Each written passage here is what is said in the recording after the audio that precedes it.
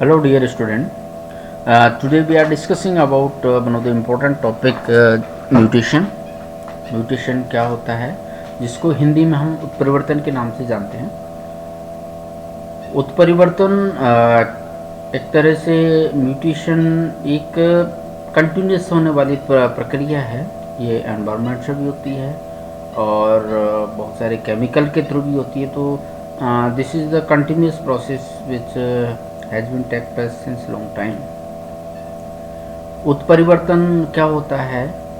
Actually उत्परिवर्तन genome में होने वाले किसी भी चेंजेस को हम उत्परिवर्तन की श्रेणी में रखते हैं और इनके बारे में क्या क्या इनकी डेफिनेशन वगैरह है उसको हम थोड़ा सा ब्रीफ में देखते हैं। Definition: mutation is a heritable alteration in the nucleotide sequence of a gene of an organism, virus और extra chromosomal DNA. That's important.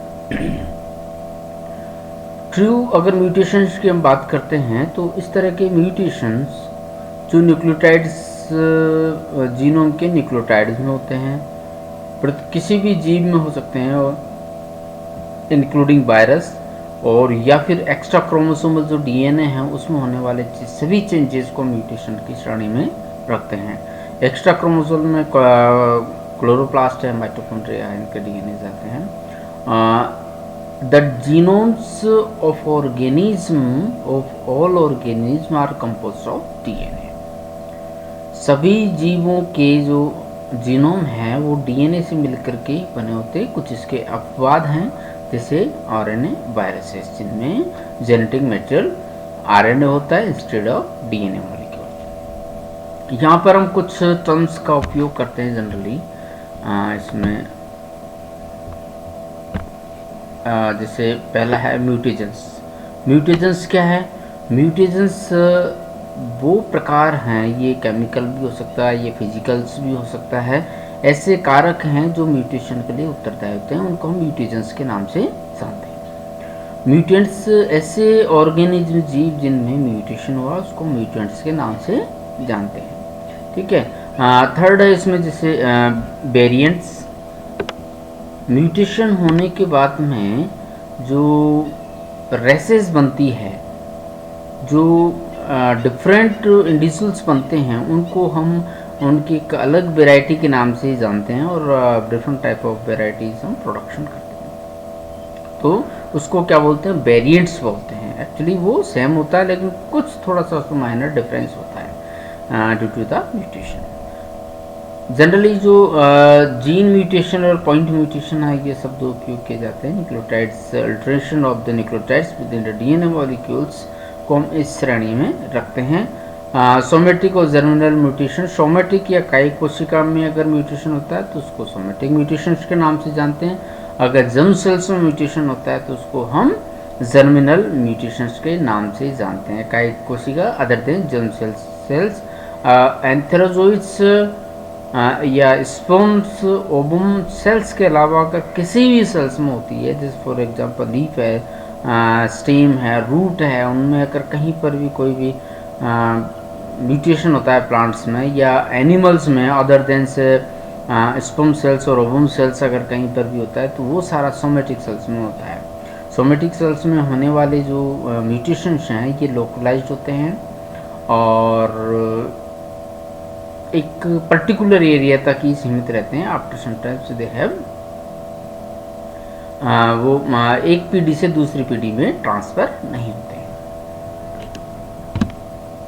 History की हम बात करें, अगर history in case of mutation या परिवर्तन की जो हिस्ट्री है, तो first time English farmer Seth Wright ही observe unusual short legs in the male. जो भेड़ होती है, मेल जो भेड़ है, उसमें सेटराइट ने अचानक कुछ ऐसी भेड़ें देखी जिनमें उनके बहुत तुलनात्मक रूप से उनके जो पाँव थे वो बहुत छोटे थे पूरे उसमें। तो उन्होंने इसको रिकॉर्ड किया इस चीज़ को और उन्होंने कहीं राइटिंग में इसको रखा और recorded case of mutation first time in 1791। लेकिन वो नहीं जानते थे ये कारण किस कारण से हुआ और ये एक्चुअली बेनिफिशियल था, जिससे शॉर्ट लेग्स वाले जो मेल लैम्स थे दे कैन इजीली क्लाइंब, वो जो पहाड़ी जो एरिया है उनके लिए वो बहुत ही बेनिफिशियल है।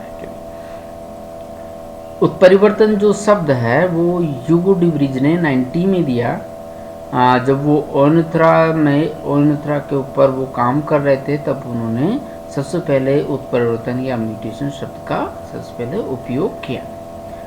सिस्टमेटिक अगर स्टडी की अगर हम बात करते हैं इस म्यूटेशन की, तो it was started in 1910 by the Morgan, Thomas Hunt Morgan, जिन्होंने ड्रोसोफिला के बहुत सारा काम किया उन्होंने, और जेनेटिक्स में उन्होंने बहुत सारे का काम किया, क्रोमोसोमल थ्योरी भी उन्होंने दी।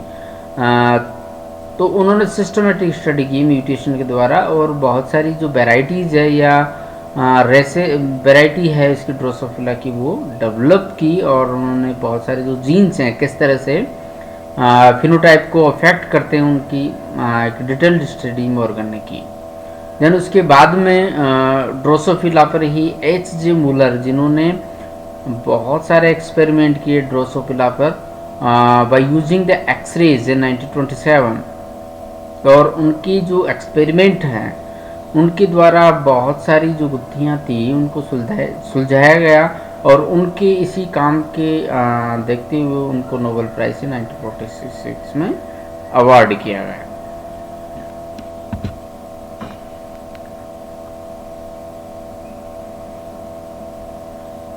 जनरल जो कैरेक्टरिस्टिक ऑफ म्यूटेशन की यहाँ पर अगर चर्चा की जाए, तो जो लक्षण है एक उत्परिवर्तन के क्या क्या लक्षण होते हैं, इसमें कुछ हमने यहाँ पर राइट डाउन किए हैं, बाकी जैसे जैसे आएंगे वैसे हम उनको डिस्कस करते जाएंगे। पहला जो लक्षण है उसमें है generally mutants alleles are recessive to their wild type और normal allele.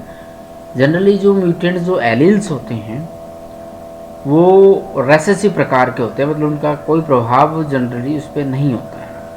Second, mutations have harmful effect most of mutation, that's important. most of mutations are harmful but some are mutations are beneficial। जो environment में जो mutations होते हैं, क्यों continuous process है, ये चलती रहती है, लेकिन जो म्यूटेशन या उत्परिवर्तन जो ज़्यादातर तो होते हैं एनवायरनमेंट में, वो ज़्यादातर हमें हानिकारक ही होते हैं, बहुत कम ऐसे होते हैं जो बेनिफिशियल होते हैं। थर्ड है स्पॉन्टेनियस म्यूटेशन। स्पॉन्टेनियस म्यूटेशन का मतलब होता है एनवायरनमेंट में अपने आप होने वाले या म्यूटेशंस, अपने आप होने वाले म्यूटेशंस। ये म्यूटेशंस होते हैं लेकिन इनकी संख्या बहुत कम है, या हमको इनको समझने के लिए हमारी जो एज है एक ह्यूमंस की, वो एज बहुत कम है, क्योंकि spontaneous mutation very important for an organism for the development and for their survival।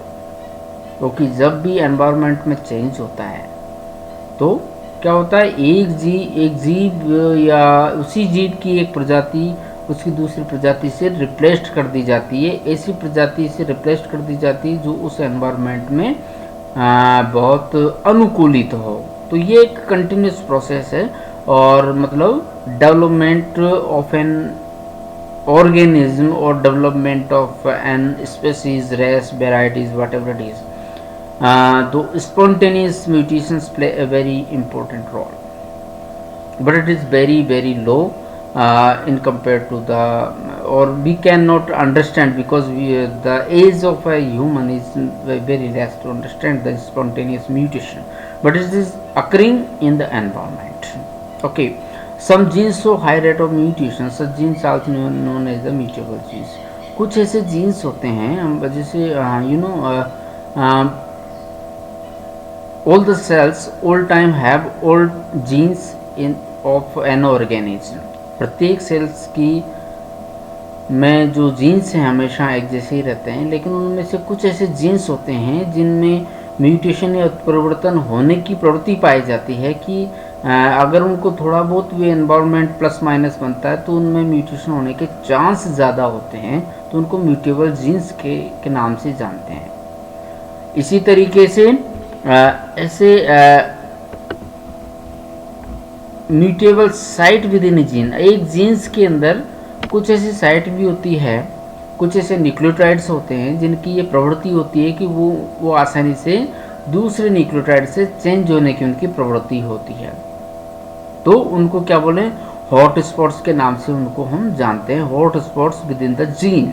Okay, एक तो जीन हो गए जो क्रोमोसोम्स में पाए जाते हैं, वो म्यूटेबल जीन्स हैं, और जीन्स के अंदर ऐसी साइट्स जो बहुत ज़्यादा म्यूटेशन के प्रति या म्यूटेशन होने की जिनमें संभावना रहती है, उनको हम हॉट स्पॉट्स ऑफ जीन्स के नाम से जानते हैं। Mutation can occur, this is also a important note that mutation can occur in any tissue, any cell of an organism, whether it is somatic cells, it is germinal cells, mutations always take place। और यह mutation एक continuous process भी है जो चलता रहता है सब में।